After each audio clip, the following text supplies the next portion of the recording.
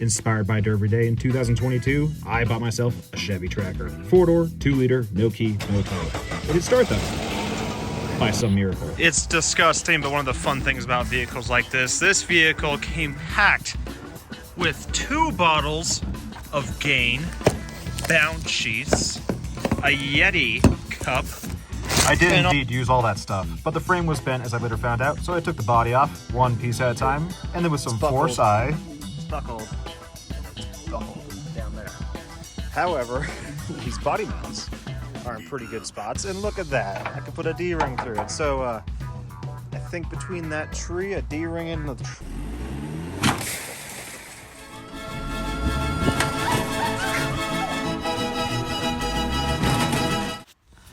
What nobody told me whilst I was doing this was somehow I'd pop a hole through the oil pan. Now, I thought it was the front diff exploding because that's pretty common on these, but no. Hole through the pan, leaked out all the oil, but somehow still ran enough. And a year later, I moved and this moved my boats. Somehow just leaking oil everywhere, but still running.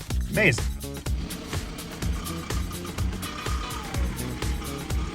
Two years of ownership, no title, no real plan for it. The vehicle just seemed to be trash until... the holy grail of trackers showed up. A 2-liter, 4-wheel drive, manual, soft top. The one you want, but the transfer case was broken. We'll fix that later. So 2 years and one other tracker after seeing the initial Dirt Every Day, I finally had my hands on the tracker I wanted.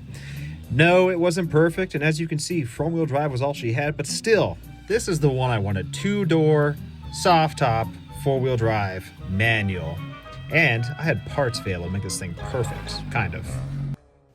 However, not everything was perfect. This thing was running and driving, as you kind of saw there, but unlike the other tracker, which was bent in the back of the frame, this tracker was bent in the front of the frame.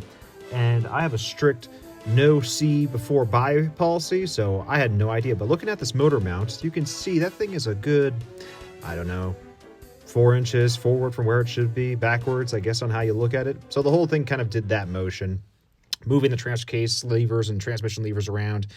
And even the front bumper and mud flap had to be even cut before I could move this vehicle, get it to turn left and right. So got off the trailer, did this, and then got my old tracker out. 1 year sitting later, here it finally comes out for being useful. It's gonna be parts, because this has a transfer case in it that's not broken. And frankly, the front of a frame that's not broken either. That's for later. So we got the yoke off the donor and several other parts, such as the radiator fan, the electric fan, the AC condenser, the radiator shroud, and the glove box latch. All came off the old spare 4-door tracker.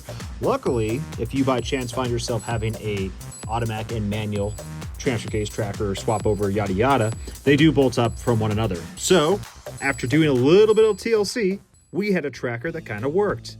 And after doing that work, it immediately went into game, jumped, thrown around, played with like a UTV, because my neighbors had UTVs and I couldn't afford one. And it's never let me down. It's been phenomenal, but it's still bent, it still squeaks, and it's not perfect. But we're not done yet.